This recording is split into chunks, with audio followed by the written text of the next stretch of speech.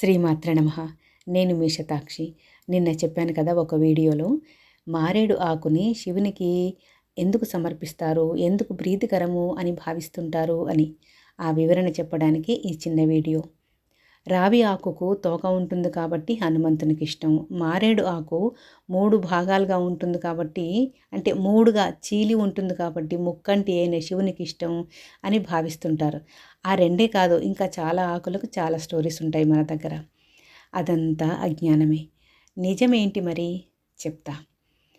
మారేడు ఆకులో నీటి తేమను పీల్చుకునే తత్వం ఉంటుంది. అందువల్ల శివాలయంలో శివలింగం పైన మారేడు ఆకులు వేయమన్నారు మన పెద్దలు, అంటే మహర్షులు.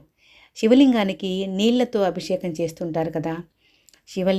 శివాలయం యొక్క గర్భగుడి ఎప్పుడూ తడిగా ఉంటుంది. ఆ నీళ్ళు అక్కడ నిలిస్తే గనక, అక్కడ చెమ్మ నిలిస్తే ఫంగస్ లాంటిది పెరిగి గర్భగుడి లోపలి పరిస్థితి దెబ్బతిని అర్చకుడికి కూడా అనారోగ్యం అవుతుంది. పైగా పూర్వము ఈ ఎలక్ట్రిసిటీ లేదు కదా, అన్నీ నూనె దీపాలే. ఎక్కడ ఏముందో సరిగా కనబడక అర్చకుడు కానీ భక్తులు కానీ చీకట్లో తడి నేల మీద జారి పడతారు కదా. పొడిగా ఉంటే ఏ అనారోగ్య పరిస్థితి ఉండదు కదా. అందుకని మారేడాకులు వేయమన్నారు మన మహర్షులు. పైగా మారేడు చెట్టు 24 గంటలు ఆక్సిజనే విడుదల చేస్తుంది. దాంతో గుడి లోపల ఎయిర్ ఫ్రెష్గా ఉంటుంది.